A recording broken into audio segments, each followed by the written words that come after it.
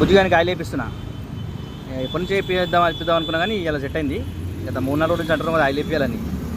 చూడండి చెప్పిండు. మీరు మిస్టేక్ చేయకండి, కరెక్ట్ టైం మెయింటైన్ చేస్తుంటే ఆ టైంకి పోపించేసేయండి. కిలోమీటర్ మెయింటైన్ చేసి కిలోమీటరు, టైమింగ్ అయితే టైమింగ్. చూడండి అసలు ఏం లేదు, ఇంకా 2 రోజులు ఆగితే ఇంజన్ పట్టేసేది. టైం బాగుంది, కరెక్ట్ టైంకి చూపించేసిన. కరెక్ట్ టైంగా అసలు కాదు ఇది, చాలా లేట్ ఇది. అండ్ ఎంత లేదు చూడు, కానీ డబ్బా దాంట్లో కింద లెవెల్ కూడా రాలేదు. ఇంకా 2 రోజులు అయితే మాత్రం మన పని అయిపోతుండే. జాగ్రత్త ఉండండి ఫ్రెండ్స్, ఆయిల్తోని టైం మెయింటైన్ చేసి ఉండాలి కరెక్ట్. మామూలుగా అయితే 2000 కిలోమీటర్లు లేదా 2 months కదా.